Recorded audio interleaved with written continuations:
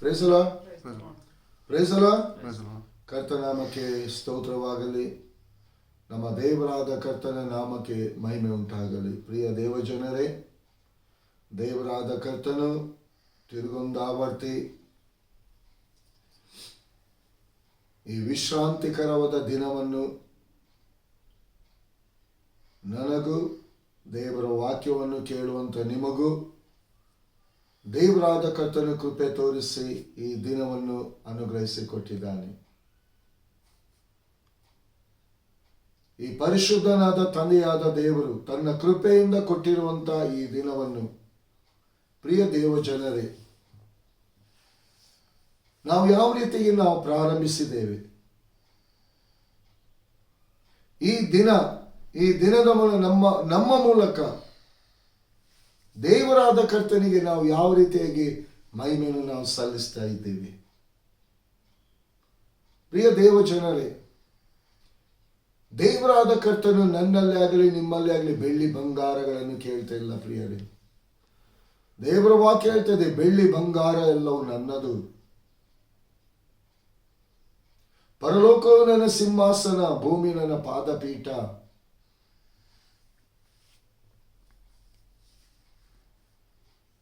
ಇಂಥ ಮಹೋನ್ನತನಾದ ಪರಿಶುದ್ಧನಾದ ತಂದೆಯಾದ ದೇವರು ಕೇಳಿಕೊಳ್ಳುವುದು ಒಂದೇ ಪ್ರಿಯರೇ,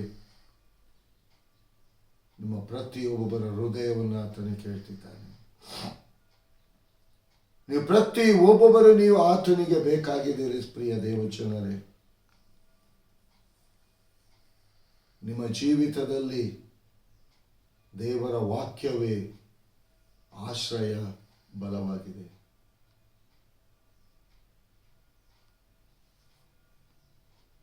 ಯಾಕಂದರೆ ಪ್ರಿಯ ದೇವಜನರೇ, ಮನುಷ್ಯನ ದೇಹದಲ್ಲಿ, ದೇಹ ಎಂಬ ಗುಡಾರದಲ್ಲಿ ಯಾವಾಗ ಯಾವ ರೀತಿಯ ಬಲಹೀನತೆಗಳು ಉಂಟಾಗ್ತದೆ ಬರ್ತದೆ ಎಂಬುದಾಗಿ ಗೊತ್ತಿರುವುದಿಲ್ಲ. ಆದರೆ ಪ್ರಿಯ ದೇವಜನರೇ, ದೇವರ ಆಶ್ರಯಕ್ಕೆ ಬರುವಾಗ, ದೇವರ ಆಶ್ರಯವನ್ನು ಪಡ್ಕೊಂಡು ಮುಂದೆ ಹೋಗುವಾಗ, ಆ ದೇಹ ಎಂಬ ಗುಡಾರದಲ್ಲಿ ಬರುವಂತ ಬಲಹೀನತೆಯನ್ನು, ಆ ಬಲಹೀನತೆಯ ನೊಗವನ್ನು, ಆ ರೋಗವೆಂಬ ಬಲಹೀನತೆಯನ್ನು ಆ ಪರಲೋಕದ ನನ್ನ ಕರ್ತನಾದ ಯೇಸು ಸ್ವಾಮಿ ಅದನ್ನು ಮುರಿದಾಕುವನಾಗಿದ್ದಾನೆ, ಅದನ್ನು ಗುಣಪಡಿಸುವನಾಗಿದ್ದಾನೆ. ಪ್ರಿಯರೇ, ಆದುದರಿಂದ ಕಳೆದ ವಾರದಿಂದ ಈ ವಾರದವರೆಗೂ ಪ್ರಿಯ ದೇವಜನರೇ, ವಾಕ್ಯವನ್ನು ಕೇಳಿದಂಥ ನಿಮ್ಮನ್ನು, ನಿಮ್ಮ ಜೀವಿತದಲ್ಲಿ ನೀವು ಕಳೆದಂತ ಒಂದೊಂದು ದಿನ, ಒಂದೊಂದು ಕ್ಷಣ ಕಣ್ಣಗುಡ್ಡಿನೋಪಾದಿಯಲ್ಲಿ ಕಾಯ್ತಾ, ನೆರಳಿನೋಪಾದಿಯಲ್ಲಿ ಇದ್ದುಕೊಂಡು ತನ್ನ ಕೃಪೆ ಎಂಬ ಹಸ್ತದ ಒಡೆತನದಲ್ಲಿಟ್ಟು ನಡೆಸಿದನ್ನು ನೆನೆಸಿಕೊಂಡು ಆ ಪರಲೋಕದ ತಂದೆಯಾದ ದೇವರಿಗೆ ಉಪಕಾರ ಸ್ತುತಿ ಸ್ತೋತ್ರ ಸಲ್ಲಿಸಿ. ಪ್ರಿಯರೇ, ಪ್ರಿಯ ದೇವಜನರೇ, ದೇವರಾದ ಕರ್ತನು ಕೊಟ್ಟಿರುವಂತಹ ಸಮಯವನ್ನು ಅಲ್ಪವೆಂದು ತಿಳ್ಕೊಳ್ಬೇಡಿ. ಯಾಕಂದರೆ ಕೆಡುಕನು, ಶೋಧಕನು, ವೈರಿಯಾದ ಸೈತಾನನು ಯಾವ ರೀತಿಯಲ್ಲಿ ನಿಮ್ಮ ಜೀವಿತದಲ್ಲಿ ಕೇಡನ್ನು ತಂದಾಕಬೇಕು, ಯಾವ ರೀತಿ ನಿಮ್ಮ ಜೀವಿತದಲ್ಲಿ ಮೋಸದಲ್ಲಿ ನಡೆಸಬೇಕು, ಯಾವ ರೀತಿಯಲ್ಲಿ ದೇಹದ ಬಲಹೀನತೆಗಳನ್ನು ತಂದಾಕಬೇಕು ಎಂಬುದಾಗಿ ಹೊಂಚು ಹಾಕುವನಾಗಿದ್ದಾನೆ. ಆದರೆ ಪ್ರಿಯ ದೇವಜನರೇ, ದೇವರಾದ ಕರ್ತನ ಆಶ್ರಯವನ್ನು ನೀವು ಬಯಸುವುದಾದರೆ, ಆತನ ಆಶ್ರಯಕ್ಕೆ ಬರುವುದಾದರೆ, ಎಲ್ಲ ಸೈತಾನನ ಕಟ್ಟುಗಳನ್ನು, ಬಂಧನಗಳನ್ನು, ಆಲೋಚನೆಗಳನ್ನು ಮುರಿದಾಕ್ತಾನೆ. ನಿಮ್ಮ ಜೀವಿತದಲ್ಲಿ ಯಜಮಾನನಾಗಿದ್ದುಕೊಂಡು ತನ್ನ ಕೃಪೆ ಎಂಬ ಹಸ್ತವನ್ನು ಚಾಚಿ ತನ್ನ ಆತ್ಮನ ಮೂಲಕ ನಿಮ್ಮನ್ನು ಕಾಪಾಡಿ ನಡೆಸ್ತಾನೆ. ಪ್ರಿಯ ದೇವಜನರೇ, ನಮ್ಮ ದೇವರು ದೊಡ್ಡವನು, ನಮ್ಮ ದೇವರು ಒಳ್ಳೆಯವ.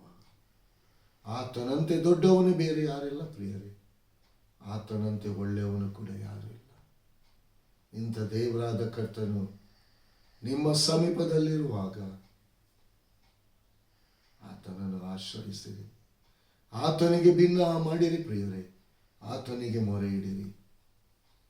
ನಿಮ್ಮ ಯಾವುದೇ ಕಷ್ಟ, ಸಂಕಟ, ನೋವು, ಬಾಧೆ, ಹಿಂಸೆ, ಅವಮಾನ, ನಿಂದೆಗಳಿರ್ಬೋದು, ಆದರೆ ನಮ್ಮ ದೇವರ ಬಳಿಗೆ ನೀವು ಬರುವುದಾದರೆ ಒಂದು ಕ್ಷಣದಲ್ಲಿ ಅದನ್ನು ಇಲ್ಲದ ಹಾಗೆ ಮಾಡುವಂತಹ ನನ್ನ ಕರ್ತನಾಗಿದ್ದಾನೆ. ಆದುದರಿಂದ ಪ್ರಿಯರೇ, ಈ ವಿಶ್ರಾಂತಿಕರವಾದ ಈ ದಿನದಲ್ಲಿ ದೇವರಾದ ಕರ್ತನು, ಕೃಪೆಯುಳ್ಳ ದೇವರು, ಕೃಪೆಯಿಂದ ನಡೆಸುವ ಆತನು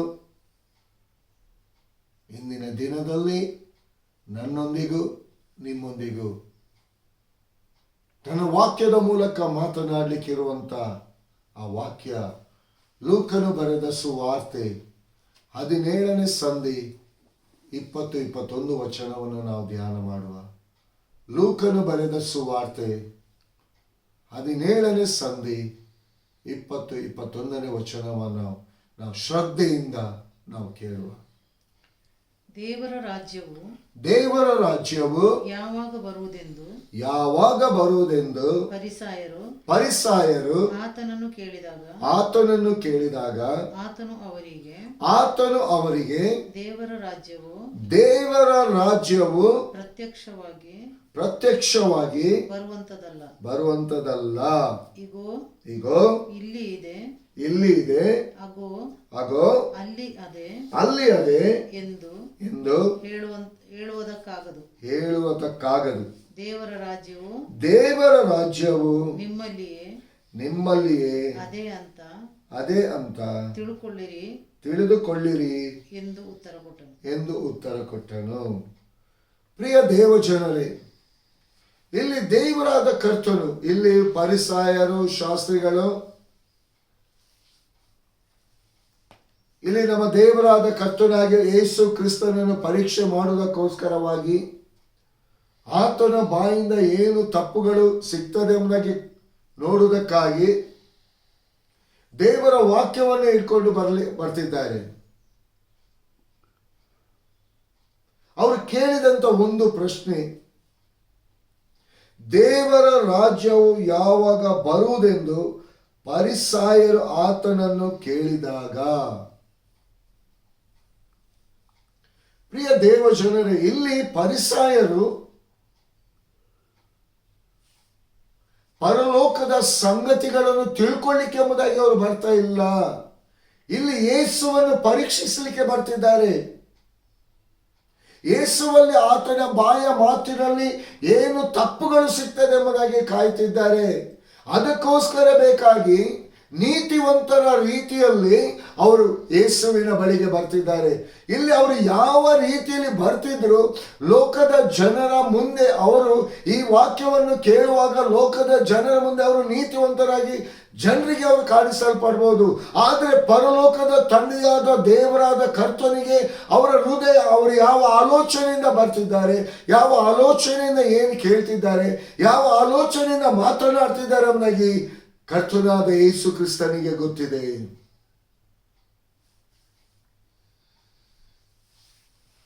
ಪರಲೋಕದ ತಂದೆಯಾದ ದೇವರು ತನ್ನ ಮಗನಾದ ಯೇಸು ಕ್ರಿಸ್ತನನ್ನು ಈ ಲೋಕಕ್ಕೆ ಕಳಿಸಿಕೊಟ್ಟಂತ ವೇಳೆಯಲ್ಲಿ ಆತನನ್ನೇ ತಿರಸ್ಕಾರ ಮಾಡಿದವರು ಪರಲೋಕ ರಾಜ್ಯದ ವಿಷಯವನ್ನು ಕೇಳಿಕ್ಕೆ ಅವರಿಗೆ ಏನು ಯೋಗ್ಯತೆ ಇದೆ?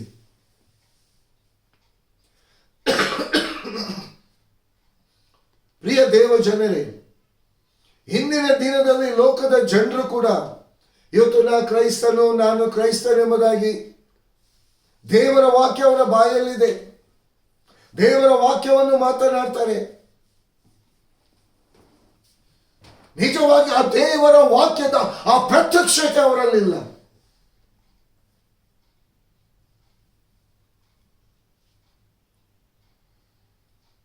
ಯೇಸು ಸ್ವಾಮಿ ಹತ್ರ ಶಿಷ್ಯರು ಬಂದು ಕೇಳ್ತಾರೆ, ಸ್ವಾಮಿ, ಯೋಹಾನನು ಅವನ ಶಿಷ್ಯರಿಗೆ ಪ್ರಾರ್ಥನೆಯನ್ನು ಕಲಿಸಿಕೊಟ್ಟಿದ್ದಾನೆ, ನಮಗೂ ನೀನು ಪ್ರಾರ್ಥನೆಯನ್ನು ಕಲಿಸಿಕೊಡು. Praise the lord. ಮತ್ತಾಯನ ಬರೆದ ಸುವಾರ್ತೆ 6ನೇ ಸಂಧಿಯಲ್ಲಿ ಯೇಸು ಸ್ವಾಮಿ ಪರಲೋಕದ ರಾಜ್ಯದ ವಿಷಯದಲ್ಲಿ, ಆ ಪ್ರಾರ್ಥನೆಯ ವಿಷಯದಲ್ಲಿ ಮಾತನಾಡಿದಾನೆ. ಇಲ್ಲಿ ಫರಿಸಾಯರಿಗೆ ಅದು ಇನ್ನೂ ಗೊತ್ತಿಲ್ಲ. ಅದಕ್ಕೆ ಕೇಳ್ತಿದ್ದಾರೆ, ಪರಲೋಕ ರಾಜ್ಯ ಯಾವಾಗ ಬರುತ್ತದೆ ಎಂಬುದಾಗಿ, ಅದು ಎಲ್ಲಿ ಇದೆ ಎಂಬುದಾಗಿ. ಪ್ರಿಯ ದೇವ ಜನರೇ, ಯಾಕಂದ್ರೆ ಅವರಲ್ಲಿ ಇದ್ದದ್ದೆಲ್ಲ ಲೋಕದ ಸಂಗತಿಗಳು, ಲೋಕದ ವಿಷಯಗಳಲ್ಲಿ, ಅದರಲ್ಲಿ ಅವರು ತುಂಬಿಕೊಂಡಿದ್ದಾರೆ. ದೇವರ ವಾಕ್ಯದ ಆ ರೆವಲೇಷನ್ ಅವರಿಗೆ ಗೊತ್ತಿಲ್ಲ. ಆ ದೇವರ ವಾಕ್ಯದ ಬುನಾದಿ ಅವರಲ್ಲಿಲ್ಲ. ಪೂರ್ವಿಕರು ಏನು ಅನುಸರಿಸಿಕೊಂಡು ಬಂದಿದೆ, ಅದನ್ನು ಸಂಪ್ರದಾಯವನ್ನೇ ಅನುಸರಿಸಿಕೊಂಡು ಬಂದಿದೆ. ಈಗಲೂ ಕೂಡ ಲೋಕದಲ್ಲಿ ನೋಡುವಂತ ವೇಳೆಯಲ್ಲಿ ಇವತ್ತು ಕ್ರೈಸ್ತ ಸಭೆ ಎಂಬುದಾಗಿ ನೋಡುವಾಗ ಇದೇ ಸಂಪ್ರದಾಯದ ಲೋಕದಲ್ಲೇ ಇದೆ. ಇವತ್ತು ಲೋಕ ಏನು ಸಂಪ್ರದಾಯವನ್ನು ಪಾಲಿಸ್ತಾ ಇದೆಯೋ, ಅನುಸರಿಸಿ ನಡೆಸಿದೆವು. ಇವತ್ತು ಕ್ರೈಸ್ತರು ಎಂಬುದಾಗಿ ಹೇಳಿಕೊಳ್ಳುವುದು ಪ್ರತಿಯೊಂದು ಜನರು ಆ ಸಂಪ್ರದಾಯನ ಅನುಸರಿಸಿಕೊಂಡು ಹೋಗ್ತಿದ್ದಾರೆ. ದೇವರ ವಾಕ್ಯವನ್ನು ಕೈಕೊಂಡು ನಡೆಯುವುದಿಲ್ಲ. ದೇವರ ವಾಕ್ಯ ಸಾರಲ್ಪಟ್ಟು ದೇವರ ವಾಕ್ಯವನ್ನು ಕೈಕೊಂಡು ನಡೆಯುವುದಿಲ್ಲ. ದೇವರ ವಾಕ್ಯವನ್ನು ಇಷ್ಟಪಡುವುದಿಲ್ಲ. ಯಾಕೆ? ಯೂದನೊಳಗೆ ಸೈತಾನನು ಯಾವ ರೀತಿ ಹೊಕ್ಕಿದನೋ ಅದೇ ರೀತಿ ಸೈತಾನನು ಅವರ ಹೃದಯದ ಒಳಗೆ ಹೊಕ್ಕಿದ್ದಾನೆ. ಇವತ್ತು ಲೋಕದ ಜನರು, ಇವತ್ತು ಕ್ರೈಸ್ತರು ಹೇಳುವಂತ ನೋಡುವಂತ ವೇಳೆಯಲ್ಲಿ ಅನ್ಯ ಜನರಿಗಿಂತ ಕಡೆಯಾಗಿದ್ದಾರೆ. ಇವತ್ತು ಅನ್ಯ ಜನರು ಪಾಲಿಸುವಂತ ಆ ಬೋಧನೆಯನ್ನು ಅನುಸರಿಸಿದ್ದಾರೆ.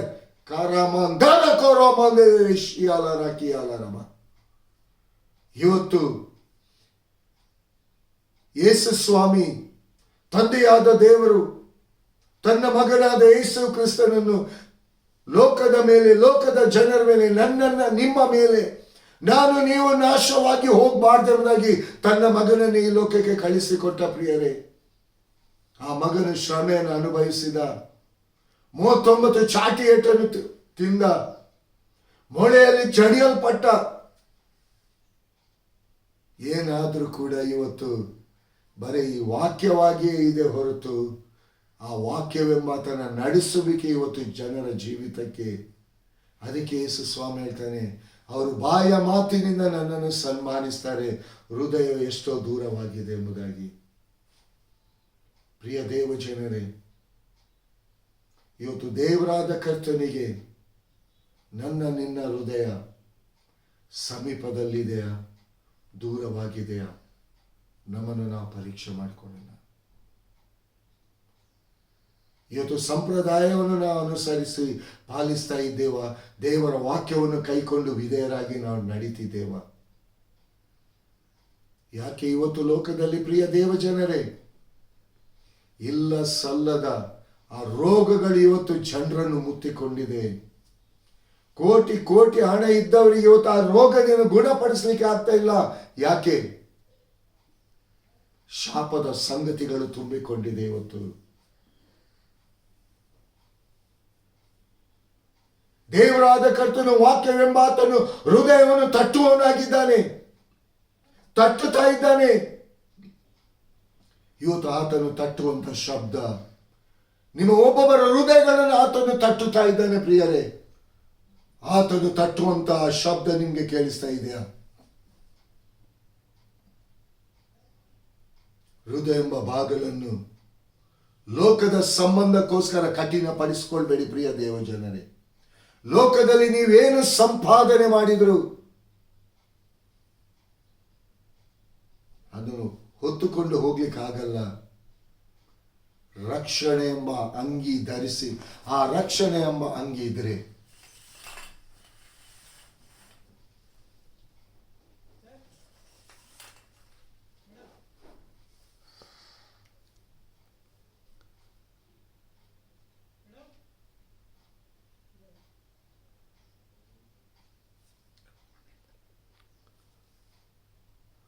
ದೇವರಾದ ಕರ್ತನು ಆ ರಕ್ಷಣೆ ಎಂಬ ಅಂಗಿಯನ್ನು ನಮಗೆ ಕೊಟ್ಟಿದ್ದಾನೆ. ಇವತ್ತು ರಕ್ಷಣೆ ಎಂಬ ಅಂಗಿಯನ್ನು ನಾವು ಕಾಪಾಡಿಕೊಳ್ತಿದ್ದೇವಾ? ಲೋಕದ ಸಂಪ್ರದಾಯವನ್ನು ಕಾಪಾಡಿಕೊಳ್ತಿದ್ದೇವಾ? ರಕ್ಷಣೆ ಅಂಗಿಯನ್ನು ದಯಪಾಲಿಸಿಕೊಟ್ಟಂತ ಆ ಪರಲೋಕದ ತಂದೆಯಾದ ದೇವರನ್ನು ನಾವು ಮಹಿಮೆ ಪಡಿಸ್ತಿದ್ದೇವಾ? ಈ ಲೋಕದ ಜನರನ್ನು ಮಹಿಮೆ ಪಡಿಸ್ತಿದ್ದೇವಾ? ಪ್ರಿಯ ದೇವಜನರೇ, ಒಂದು ಸ್ಪಷ್ಟವಾಗಿ ಅರ್ಥ ಮಾಡ್ಕೊಳ್ಳಿ. ಇಲ್ಲಿ ದೇವರ ವಾಕ್ಯ ಸ್ಪಷ್ಟವಾಗಿ ಹೇಳ್ತದೆ, ಫರಿಸಾಯರಂತೆ, ಶಾಸ್ತ್ರಿಗಳಂತೆ ನಿಮ್ಮ ಜೀವಿತವನ್ನು ನಾಶನಕ್ಕೆ ಒಪ್ಪಿಸಿಕೊಡಬೇಡಿ ಪ್ರಿಯರೇ. ಅವರೆಲ್ಲ ಸಂಪ್ರದಾಯವನ್ನು ಪಾಲಿಸ್ತಿದ್ರು ಹೊರತು ದೇವರ ವಾಕ್ಯವನ್ನು ಕೈಕೊಂಡು ನಡೀತಿರ್ಲಿಲ್ಲ. ಪೂರ್ವಿಕರು ಮಾಡಿಕೊಂಡಂತ ಸಂಪ್ರದಾಯವನ್ನು ಪಾಲಿಸ್ತಿದ್ರು. ಇಲ್ಲಿ ಪೂರ್ವಿಕರು ಮಾಡಿದಂಥ ಸಂಪ್ರದಾಯವನ್ನು ಪಾಲಿಸ್ಲಿಕ್ಕೆ ಇವತ್ತು ದೇವರಾದ ಕರ್ತನು ನನ್ನನ್ನು ನಿಮ್ಮನ್ನು ಈ ಲೋಕದಲ್ಲಿ ಇಡಲಿಲ್ಲ. ದೇವರ ವಾಕ್ಯವನ್ನು ಕೈಕೊಂಡು ನಡೆದು ದೇವರ ಆತ್ಮನಿಗೆ ವಿಧೇಯರಾಗಿ ನಡೀಲಿಕ್ಕೆ ನಮ್ಮನ್ನು ಈ ಲೋಕದಲ್ಲಿ ಕರೆದಿದ್ದಾನೆ ಪ್ರಿಯರೇ. ಇವತ್ತು ದೇವರಾದ ಕರ್ತನಿಗೆ ನಾನು ನೀವು ಎಷ್ಟು ಮೆಚ್ಚುಗೆಯಾಗಿ ನಾವು ನಡೀತಾ ಇದ್ದೇವೆ, ಎಷ್ಟು ನಾವು ನಮ್ಮ ದೇವರ ವಾಕ್ಯಕ್ಕೆ ನಮ್ಮನ್ನು ಒಪ್ಪಿಸಿಕೊಡ್ತಾ ಇದ್ದೇವೆ, ಎಷ್ಟು ನಾವು ವಿಧೇಯತೆ ಪ್ರೀತಿಯನ್ನು ನಾವು ತೋರಿಸ್ತಾ ಇದ್ದೀವಿ. ದೇವರಾದ ಕರ್ತನು ನಮಗೆ ಕೊಟ್ಟಿರುವಂತ ಜೀವಮಾನ ಕಾಲದಲ್ಲಿ ಎಷ್ಟಾಗಿ ನಾವು ವಾಕ್ಯವನ್ನು ನಾವು ಹಿಂಬಾಲಿಸ್ತಾ ಇದ್ದೀವಿ. ನಮಗೋಸ್ಕರ ಒಳ್ಳೆ ಕುರುಬನು ಮುಂದೆ ಚಲಿಸ್ತಿದ್ದಾನೆ. ಆ ಕುರುಬನನ್ನು ಇದ್ದೀವಾ? ಅಲ್ಲ, ಲೋಕವನ್ನು ನಾವು ಹಿಂಬಾಲಿಸ್ತಿದ್ದೀವ?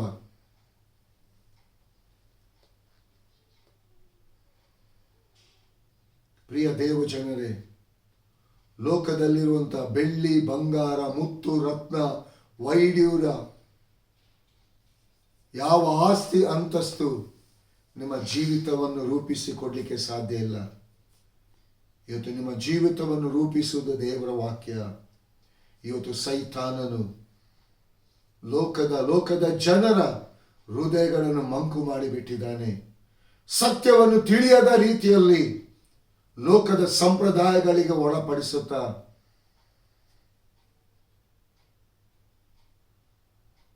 ಪ್ರಿಯ ದೇವ ಜನರೇ, ದೇವರಾದ ಕರ್ತನು ನಿಮ್ಮನ್ನು ಪ್ರೀತಿ ಮಾಡ್ತಿದ್ದಾನೆ.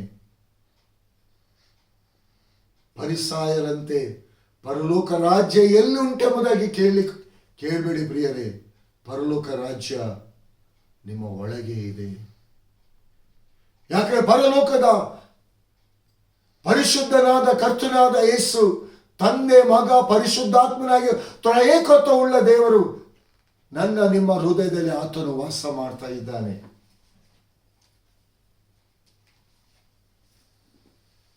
ಪರಲೋಕ ರಾಜ್ಯವನ್ನು ಹುಡುಕಿಕೊಂಡು ಎಲ್ಲೆಲ್ಲಿಗೂ ಹೋಗಬೇಕಾದ ಅವಶ್ಯಕತೆ ಇಲ್ಲ. ಇವತ್ತು ಪರಲೋಕ ರಾಜ್ಯ ನಿನ್ನ ಕೈಯಲ್ಲಿದೆ, ನಿಮ್ಮ ಹೃದಯದಲ್ಲಿದೆ. ದೇವರ ವಾಕ್ಯ ಪರಲೋಕ ರಾಜ್ಯವಾಗಿದೆ. ಪರಲೋಕ ರಾಜ್ಯವನ್ನು ತೋರಿಸಿಕೊಡುವಂಥದ್ದಾಗಿದೆ. ಪರಲೋಕ ರಾಜ್ಯದ ಕಾರ್ಯಗಳು ಕೈಕೊಂಡು ನಡೆಯುವಂಥದ್ದಾಗಿದೆ. ಪ್ರಿಯ ದೇವ ಜನರೇ, ಸೈತಾನನ ಕಟ್ಟುಗಳನ್ನು, ಬಂಧನಗಳನ್ನು ಮುರಿಲಿಕ್ಕೆ ಈ ವಾಕ್ಯದಲ್ಲಿ ಶಕ್ತಿ ಇದೆ. ಆ ಶಕ್ತಿ ನಿನ್ನ ಒಳಗಿದೆ. ಆ ಶಕ್ತಿಯನ್ನು ನಿನ್ನೊಳಗಿರುವಂತ ಆ ಶಕ್ತಿಯನ್ನು ಉಪಯೋಗಿಸು. ಸೈತಾನನ ಬಂಧನ ಕಟ್ಟುಗಳನ್ನು ಮುರಿದಾಕು. ಕಾರಮೋಹನಾಕಾತಾರಭೌಷಿಯ. ಯಾಕೆ ಸೈತಾನನಿಗೆ ಭಯ ಪಡ್ತಿದ್ದೀರು ಪ್ರಿಯರೇ? ಸೈತಾನನಿಗೆ ಭಯ ಪಡ್ಲಿಕ್ಕೆ ಹೋಗ್ಬೇಡಿ. ಸೈತಾನನು ನಿಮ್ಮನ್ನು ಮೇಲೆ ದೊರೆತನ ಮಾಡಲಿಕ್ಕೆ ಬಿಡಬೇಡಿ. ದೇವರಾದ ಕರ್ತನು ನಿಮ್ಮ ಜೀವಿತದಲ್ಲಿ ವಿಶೇಷವಾದ ತನ್ನ ಆತ್ಮನ ಮೂಲಕ ನಡೆಸಲು ಶಕ್ತನಾಗಿದ್ದಾನೆ. ಸೈತಾನನು ಇವತ್ತು ನಿಮ್ಮ ಕುಟುಂಬದಲ್ಲೇ ಪ್ರವೇಶಿಸಿ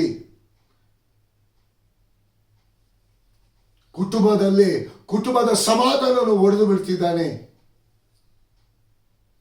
ಲೋಕದ ಆಶೆ ಪಾಶೆಗಳನ್ನು ತುಂಬಿಸಿ ಹಾಕ್ತಿದ್ದಾನೆ. ಲೋಕದ ವೈಭೋಗವನ್ನು ತೋರಿಸ್ತಿದ್ದಾನೆ. ಯೇಸು ಸ್ವಾಮಿಗೂ ಕೂಡ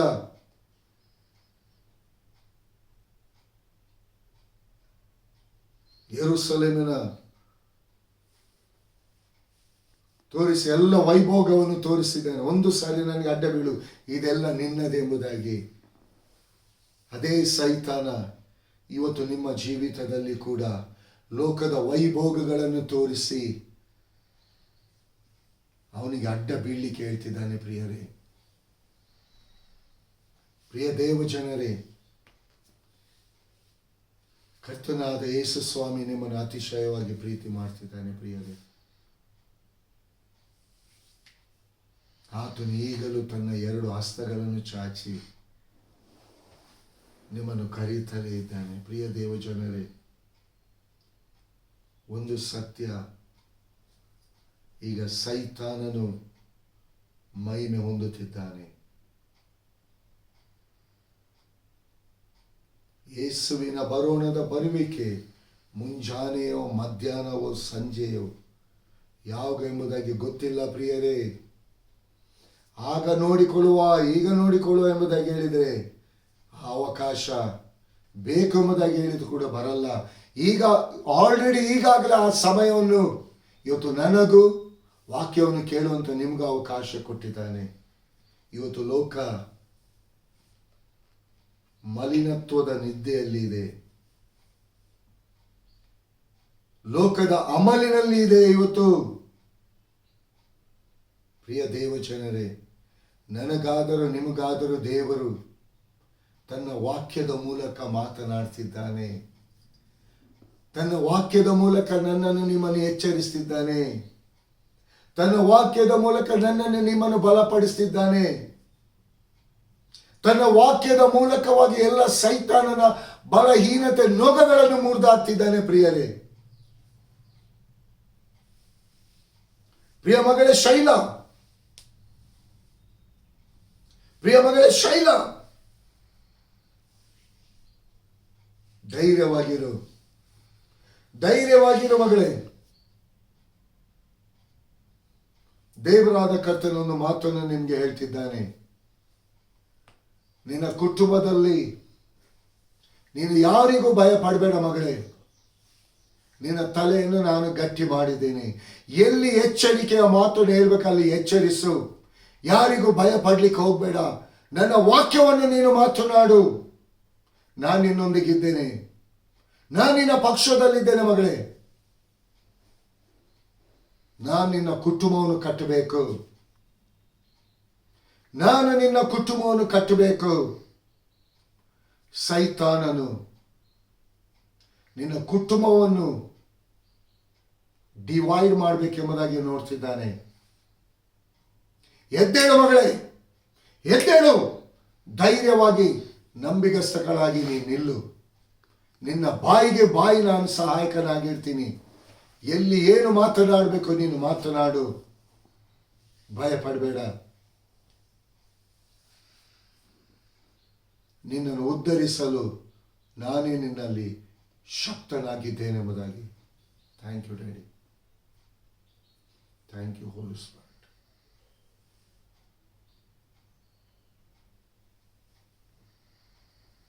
ಪ್ರಿಯ ಮಗಳೇ ರೆಬೆಕ್ಕಾ, ಪ್ರಿಯ ಮಗಳೇ ರೆಬೆಕ್ಕಾ,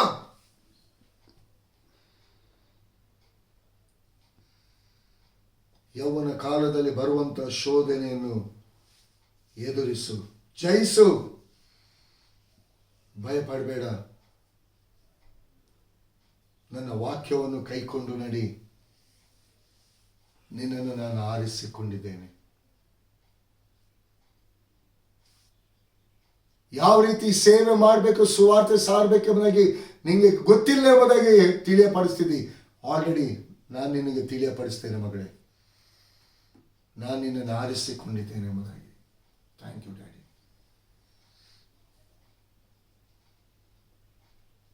ಅನೇಕ ಯೌವನಸ್ಥೆಯರು ಬೀಳುವುದಕ್ಕೂ ಏಳುವುದಕ್ಕೂ ನೀನು ಕಾರಣರಾಗಿರ್ತೀಯ.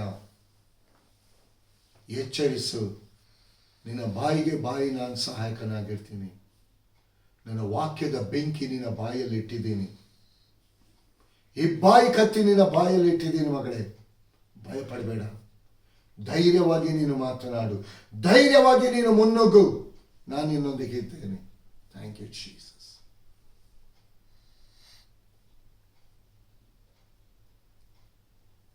ಪ್ರಿಯ ಮಗಳೇ ಶಾಲೆಟ್, ಪ್ರಿಯ ಮಗಳೇ ಶಾಲೆಟ್, ನಿನ್ನ ಮಗಳಿಗೋಸ್ಕರ ನೀನು ಚಿಂತೆ ಮಾಡ್ತಿದ್ಯಾ?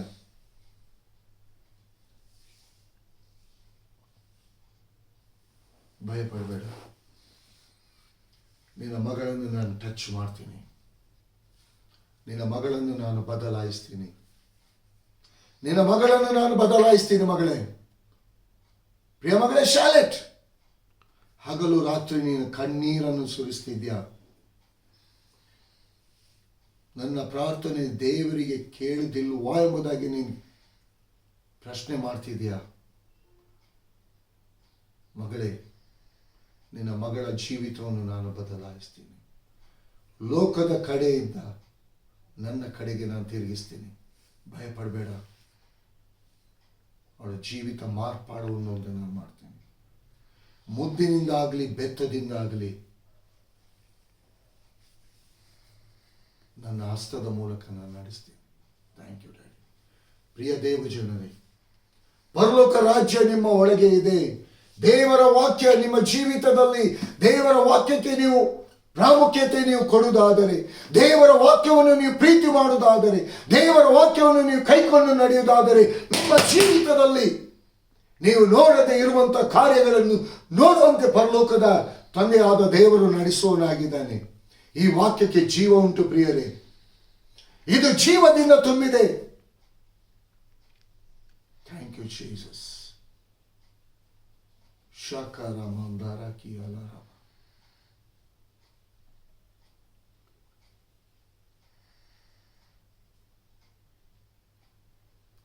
ಪ್ರಿಯ ದೇವಜನರೇ,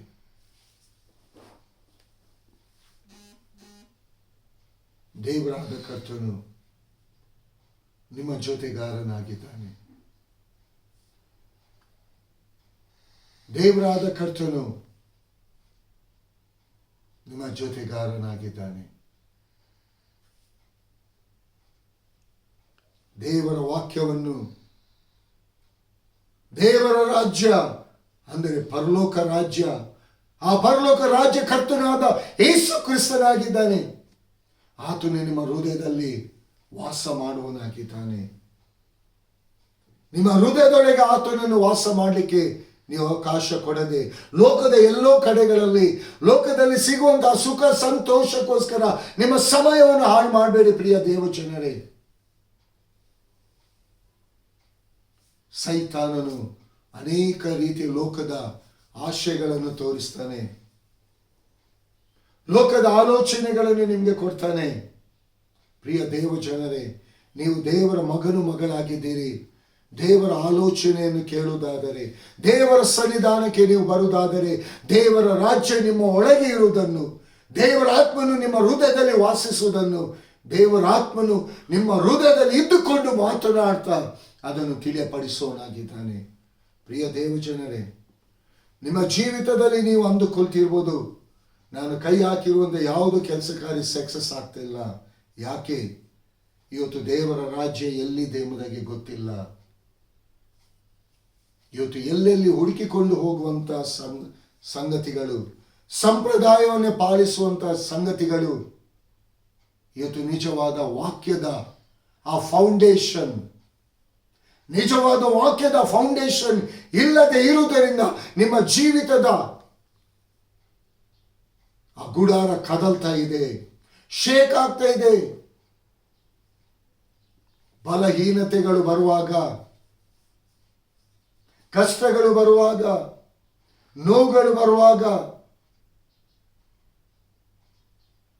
ಸಹಿಸಿಕೊಳ್ಳಿಕ್ಕಾಗಲ್ಲ. ಯಾಕೆ?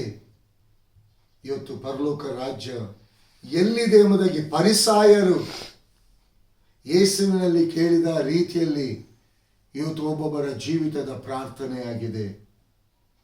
ಪ್ರಾರ್ಥನೆ, ನಿಜವಾದ ನಿಮ್ಮ ಜೀವಿತದ ಪ್ರಾರ್ಥನೆ, ಯಥಾರ್ಥವಾದ ಪ್ರಾರ್ಥನೆ ನಿಮ್ಮ ಜೀವಿತವನ್ನು ಕಟ್ಟುವಂಥದ್ದಾಗಿದೆ, ನಿಮ್ಮ ಜೀವಿತವನ್ನು ರೂಪಿಸುವಂಥದ್ದಾಗಿದೆ, ನಿಮ್ಮ ಪ್ರಾರ್ಥನೆಗೆ ಉತ್ತರವನ್ನು ಕೊಡುವಂಥದ್ದಾಗಿದೆ. ಪ್ರಿಯರೇ, ದೇವರ ಆತ್ಮನು ನನ್ನ ನಿಮ್ಮ ಹೃದಯದಲ್ಲಿ ವಾಸ ಮಾಡ್ತಿದ್ದಾನೆ. ಪರಲೋಕ ರಾಜ್ಯ ನನ್ನ ನಿಮ್ಮ ಹೃದಯದೊಳಗೆ ಇದೆ. ಪ್ರಿಯರೇ, ನಮ್ಮಲ್ಲಿಯೇ ಇದೆ.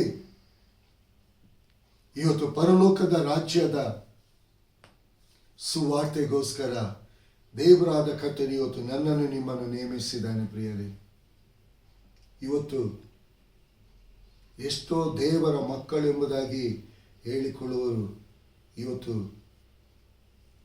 ಲೋಕವನ್ನೇ ಹಿಂಬಾಲಿಸ್ತಾ ಹೋಗ್ತಿದ್ದಾರೆ.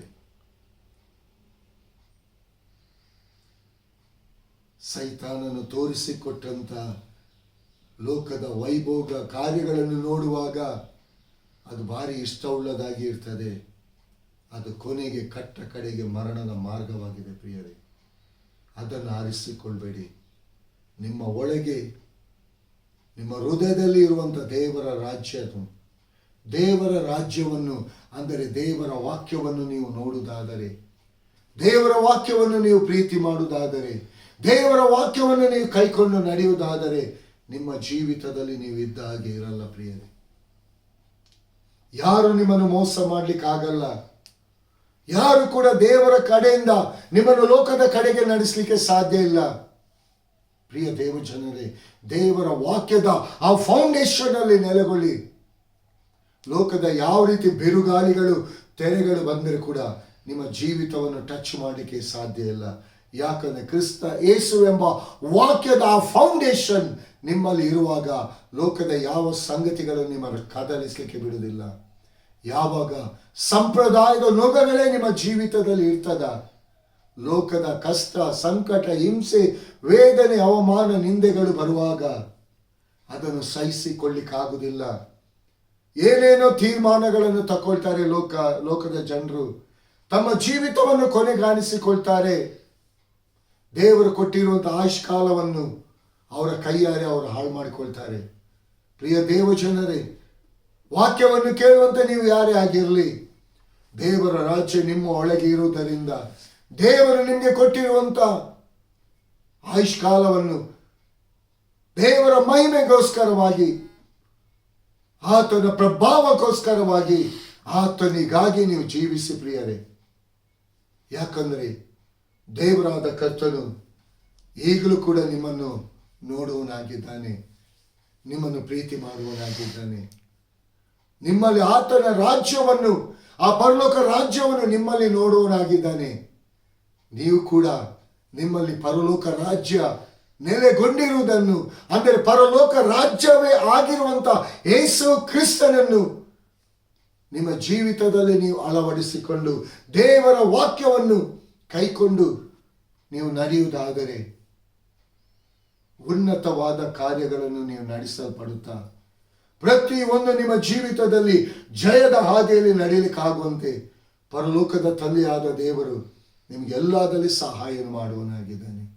ಪ್ರಿಯ ದೇವಜನರೇ, ದೇವರಾದ ಕರ್ತನು ಈಗಲೂ ಮಾತನಾಡಿದಂಥ ಪ್ರತಿಯೊಂದು ನಿಮ್ಮ ಆತನ ವಾಕ್ಯದ ಮಾತನ್ನು ಪರಿಸಾಯರಂತೆ ನೀವು ಕೇಳದೆ, ಯೇಸುವಿನ ಮರಿಯಳು ಯಾವ ರೀತಿಯಾಗಿ ಆತನ ಸಮ್ಮುಖದಲ್ಲಿ ಆ ಪರಲೋಕ ರಾಜ್ಯದ ವಾಕ್ಯವನ್ನು ಕೇಳ್ತಿದ್ದಳೋ ಅದೇ ರೀತಿ ಆ ವಾಕ್ಯವನ್ನು ನೀವು ಕೇಳುವುದಾದರೆ ನಿಮ್ಮ ಜೀವಿತದಲ್ಲಿ ನೀವೆಲ್ಲದಲ್ಲಿ ನೀವು ಸಕ್ಸಸ್ ಆಗಿರ್ತೀರಾ, ಜಯಶಾಲಿಗಳಾಗಿರ್ತೀರಾ ಪ್ರಿಯರೇ. ಜಯದ ಮೇಲೆ ಜಯವನ್ನು ಹೊಂದಿಕೊಳ್ತೀರಾ, ಆಶೀರ್ವಾದದ ಮೇಲೆ ಆಶೀರ್ವಾದವನ್ನು ಹೊಂದಿಕೊಳ್ತೀರಾ, ದೇವರ ಕೃಪೆಯ ಮೇಲೆ ಕೃಪೆಯನ್ನು ನೀವು ಹೊಂದಿಕೊಳ್ತೀರಾ. ಪ್ರಿಯ ದೇವಜನರೇ, ದೇವರಾದ ಕರ್ತನು ಕೊಟ್ಟಿರುವಂಥ ಈ ಅವಕಾಶವನ್ನು ನಿಮ್ಮ ಜೀವಿತದಲ್ಲಿ ಅಳವಡಿಸಿಕೊಳ್ಳಿ. ಯಾಕಂದರೆ ದೇವರ ರಾಜ್ಯ ನಿಮ್ಮೊಳಗಿದೆ,